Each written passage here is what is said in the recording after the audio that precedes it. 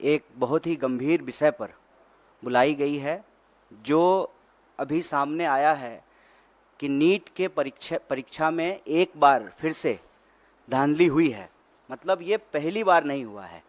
और आप अगर इस देश में होने वाली परीक्षाओं को देखें तो लगभग अब ऐसी कोई परीक्षा नहीं है जिसमें धांधली नहीं हो रही है। मतलब विद्यार्थियों ने तो सोशल मीडिया पे ये लिखना शुरू कर दिया है कि एक बार फिर लीकेज सरकार, और बार बार परीक्षाओं में प्रश्न पत्र लीक होना, परीक्षा की जो तिथि है उसको बार बार बढ़ाना, और जो वैकेंसियां हैं उसको सही समय पे नहीं भरना, ये मामले लगातार उजागर हो रहे हैं।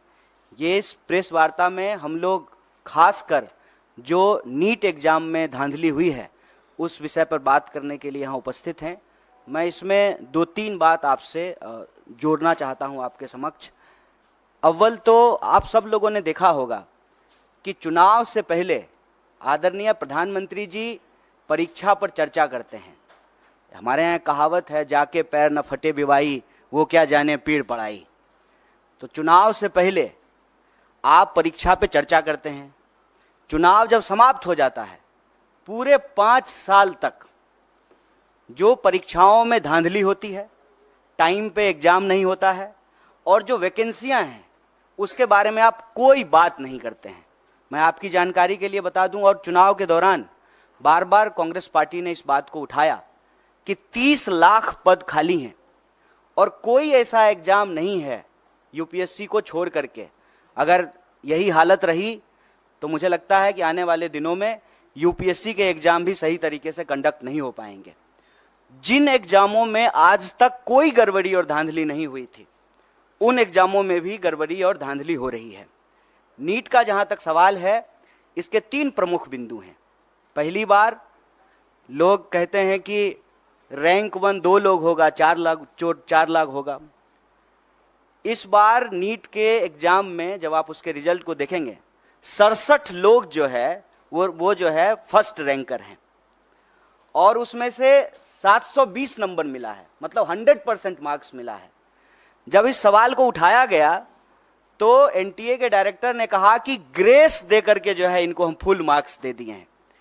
तो उसके क्या नियम है, उसकी क्या ट्रांसपेरेंसी है, किस आधार पे जो है आपने 720 में से 720 दे दिया। और इस देश की सबसे प्रतिष्ठित जो मेडिकल इंस्टीट्यूट है एम्स, वहां पर 50, 60, 65 लोगों को एडमिशन होता है।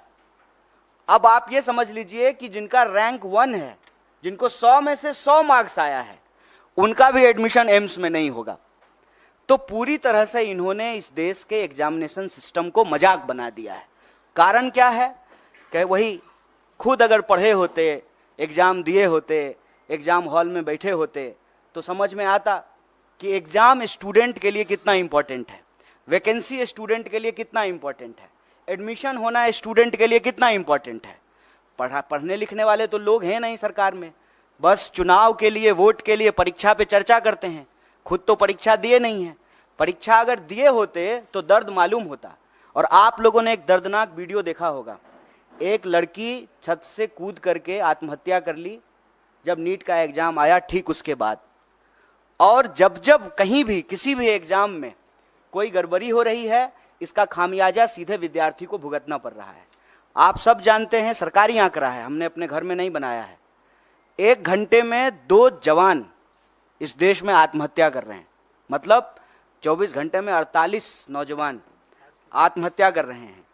और लगातार ये जो परीक्षा का दबाव है उसमें 3 बिंदु बहुत महत्वपूर्ण हैं। एक, समय पे एग्जाम का नहीं होना।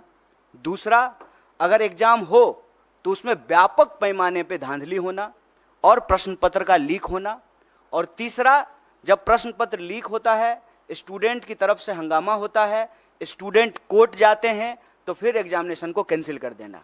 ये पूरा का पूरा एक साइकिल बना हुआ है। और आप देश के किसी भी हिस्से में चले जाइए, जिसको हम लोग स्टूडेंट का सेंटर कहते हैं, अगर आप रांची, पटना, बनारस, इलाहाबाद होते हुए दिल्ली आएँ, फिर आप नॉर्थ से साउथ की तरफ जाएं, कोई भी ऐसा सेंटर जिसको हम स्टूडेंट सेंटर कहते हैं, हर जगह आत्महत्या की घटनाएं एक बहुत बड़ी समस्या बन चुकी है। राजस्थान में हमारी सरकार ने इसको गंभीरता से लिया और काउंसलिंग करने के लिए, हेल्प प्रोवाइड करने के लिए हमारी सरकार ने योजना बनाई। और आप सबने देखा होगा इस बार के भी न्याय पत्र में हम भर्ती विधान लेकर के आए हैं, और भर्ती विधान में हम 3 बात प्रमुखता से कह रहे हैं। एक, सारी वैकेंसी भरी जाएगी, सारी वैकेंसी। बताइए, हर 5 साल में चुनाव हो जाता है, कोरोना के टाइम पर भी चुनाव हो गया, सब कुछ बंद रहा, देश में जनगणना नहीं हुआ, लेकिन चुनाव हुआ टाइम पे।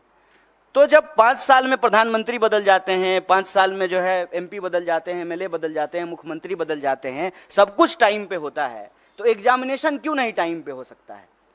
एग्जामिनेशन का ऑलरेडी एक कैलेंडर होता है, उस कैलेंडर के हिसाब से आप एग्जामिनेशन कंडक्ट कराइए। और दूसरा, बार बार जो प्रश्न पत्र लीक होते हैं, जो परीक्षा में धांधली होती है, उसमें हम एक नए करे कानून के प्रावधान की आवश्यकता महसूस करते हैं। और हमने भर्ती विधान में ये रखा कि जब हमारी सरकार आएगी तो हम प्रश्न पत्र लीक करने वाले लोगों पर कड़ी कार्रवाई करेंगे, क्योंकि ऐसा देखने को मिला है कि जो लोग शिक्षा माफिया हैं उनका सरकार से सीधे साठगांठ है।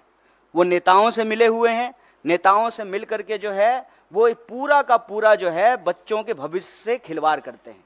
तो उसके लिए कड़े कानून की आवश्यकता है। मैं आपके लिए